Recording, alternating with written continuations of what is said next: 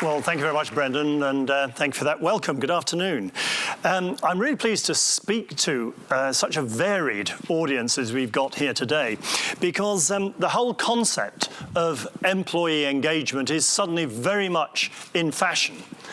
You'll have seen that the coalition government and indeed their predecessors see employee engagement as really the solution to all the problems in the economy. I mean, you've got a problem with the NHS, John Lewis model for that. Royal Mail, why isn't it more like John Lewis? It'll solve everything. I've got to say, far too often, statements like that are very much loose talk without really understanding what is meant. And even on occasions, it's giving a fig leaf of respectability to some very dubious ideas. So what I'd like to do this afternoon is to explore with you what the John Lewis model really means and what are the advantages of employee engagement to the private sector just as much as to the public sector.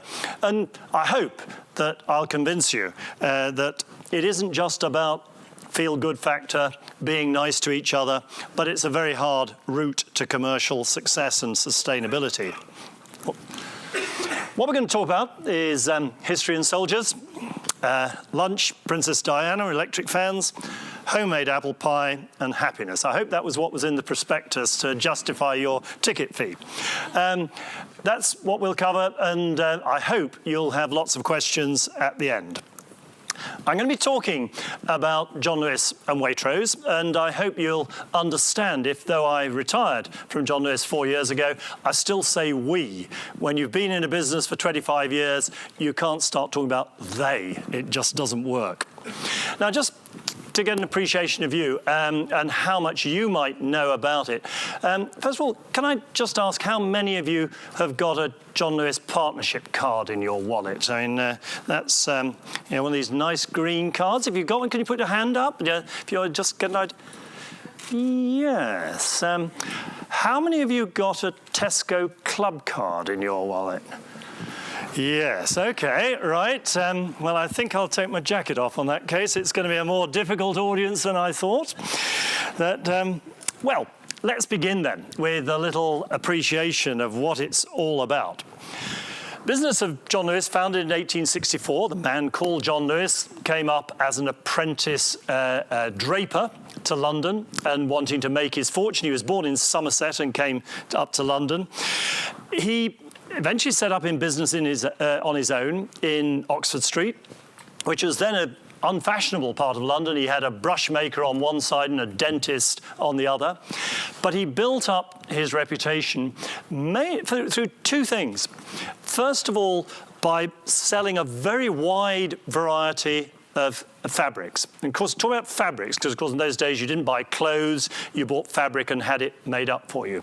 And he was famous for the fact that he had huge varieties of silk that he imported, and it was that range which brought people to him.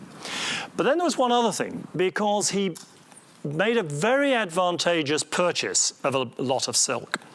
And instead of doing what other retailers might do, getting a fat margin on it and selling at the normal price, he decided to charge his normal margin and pass on the benefit of his skillful purchase to the customers so that they got the benefit.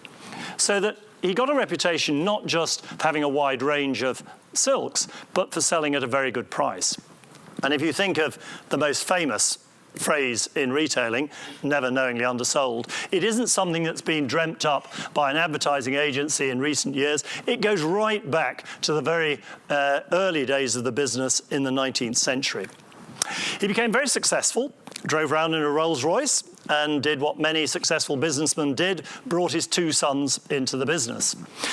And then one of the quirks of fate, because his younger son, who had the very unusual name of Speedan, S-P-E-D-A-N, was riding in Hyde Park and was thrown by his horse and was very seriously injured and had to convalesce for the best part of 2 years. And as he was convalescing and resting, he thought about his father's business. And he said, this kind of business, this kind of capitalism isn't sustainable. Although I always say he didn't say that because they hadn't invented the word sustainable in those days, but you get the point. He said, this cannot go on. The providers of capital are very important, the financiers, but they should get a fair but a finite reward. And what about those other people who contribute to a business through their experience, their efforts, the staff who work in a business? They should share in the reward as well.